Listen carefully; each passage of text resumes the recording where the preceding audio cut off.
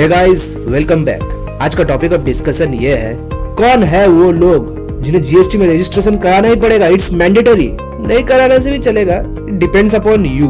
करने का कोई जरूरत ही नहीं है। जाने इस वीडियो में। आगे बढ़ने से पहले मैं आपको ये सजेस्ट करूंगा कि प्लीज पहले आप हमारा प्रीवियस वीडियो जो जीएसटी पे था आप जरूर देखें। उससे क्या होगा कि आपका जीएसटी का कंसेप्ट बहुत ज्यादा क्लियर हो जाएगा। और आई बटन पे लिंक दे चुका हूँ, क्लिक करके जरूर देखें। Criteria for registration for GST. अगर कोई डीलर 20 लाख से ऊपर कोई भी गुड्स या सर्विसेज सेल करता है during the financial year, then उसे जीएसटी में रजिस्ट्रेशन कराना ही पड़ेगा।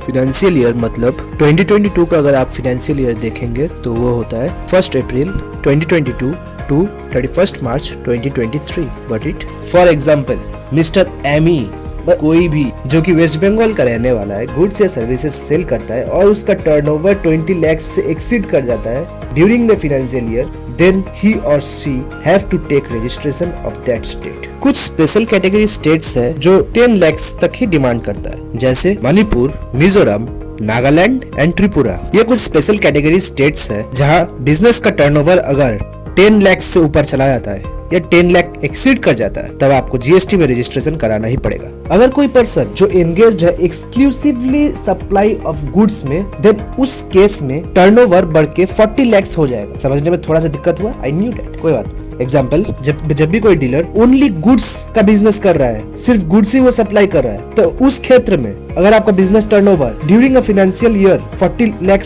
क्रॉस करता है, देन ओनली आपको जीएसटी में रजिस्ट्रेशन कराना पड़ेगा। Got it? अगर कोई डीलर सिर्फ सर्विसेज सेल कर रहा है और उसका अगर बिजनेस का टर्नओवर 20 लाख क्रॉस करता है, देन उसे जीएसटी में रजिस्ट्रेशन लेना पड़ेगा। अगर कोई dealer both goods and services sell कर रहा है और उसका बिजनेस का टर्नओवर 20 लाख क्रॉस कर जाता है, देन उसे जीएसटी में रजिस्ट्रेशन कराना ही पड़ेगा। बट जो डीलर सिर्फ गुड्स सेल कर रहे हैं, सिर्फ गुड्स, उनके लिए जो थ्रेशोल्ड लिमिट है वो 40 लाख है। वो अगर 40 लाख एक्सीड कर जाता है, देन उसे जीएसटी के अंडर रजिस्ट्रेशन लेना ही पड़ेगा, otherwise not necessary. Got it?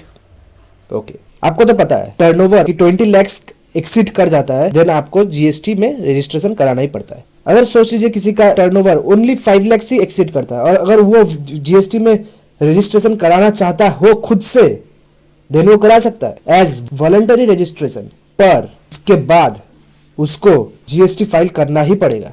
उसके बाद अगर वो चाहे, वो अगर दिखाएगा कि नहीं देखिए मेरा तो टर्नओवर सिर्फ 5 लाख रुपीज ही है, जीएसटी जिन्हें फाइल करना पड़ेगा उनका थ्रेशोल्ड लिमिट है एक्सीड 20 लाख है, देन आपका वो नहीं सुनने वाला, क्योंकि आप अपने से रजिस्टर हुए हैं। और एक बार अगर आप रजिस्टर हो गए तो आपको जीएसटी फाइल करना ही पड़ेगा। फिर अगर कोई डीलर गुड्स या सर्विसेज सप्लाई करता है to e commerce platform like Amazon, Flipkart, then उसे जीएसटी में रजिस्ट्रेशन लेना ही पड़ेगा। It's mandatory. देन कुछ कैजुअल टैक्सेबल पर्सन्स होते हैं जो सीजनली और टेम्पोरेरीली शॉप्स या स्टॉल्स के थ्रू अपने गुड्स या सर्विसेज सेल करते हैं। जैसे दिवाली के टाइम में मार्केट पे क्रैकर्स के कुछ यूनिट सेटअप होते हैं, या फिर कोई भी डीलर जो जस्ट वन टाइम कोई दूसरे स्टेट पे गुड्स या सर्विसेज सेल करना चाहते हैं, तो इन्हें एक टेम्पोररी रजिस्ट्रेशन लेना पड़ेगा, मैक्सिमम फॉर 90 डेज।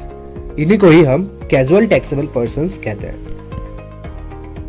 एक एंटिटी को जीएसटी रजिस्ट्रेशन के लिए अप्लाई करना होगा within 30 days from the date ही और she started the business. But एक कैजुअल टैक्सेबल पर्सन और नॉन रेसिडेंट को बिजनेस स्टार्ट करने से 5 दिन पहले ही रजिस्ट्रेशन कराना पड़ता है।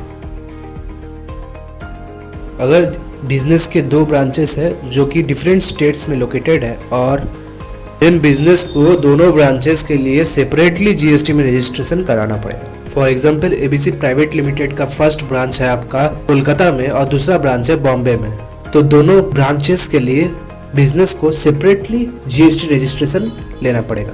अगर कोई बिजनेस का branches with in the state है पर डिफरेंट सिटीज में है, देन सेपरेटली रजिस्ट्रेशन लेने की कोई जरूरत है नहीं। आप कोई एक ब्रांच का लेने से भी चलेगा, अगर चाहते हैं तो ले सकते हैं। पर with in the state 2 branches है और दोनों ब्रांचेस में आप डिफरेंट बिजनेस करते हैं, डिफरेंट कोई सोच लीजिए एक गुड्स प्रोवाइड कर रहा है और एक services, totally different business, totally different हो गया, देन आपको बिजनेस को दोनों ब्रांचेस के लिए सेपरेटली जीएसटी में रजिस्ट्रेशन कराना पड़ेगा। Okay, thank you. और मैं आप सभी को एक बात बताना चाहता हूँ, मैं आप सभी के लिए कुछ एक नया कर रहा हूँ कुछ बहुत ही इंटरेस्टिंग, बहुत ही फ्रेश टॉपिक पे हम काम कर रहे हैं जो कि YouTube हिस्ट्री में कोई नहीं किया है। तो सरप्राइज है ये आप सभी के लिए। मिलते हैं नेक्स्ट वीडियो पे। लाइक शेयर एंड सब्सक्राइब करना ना भूलें।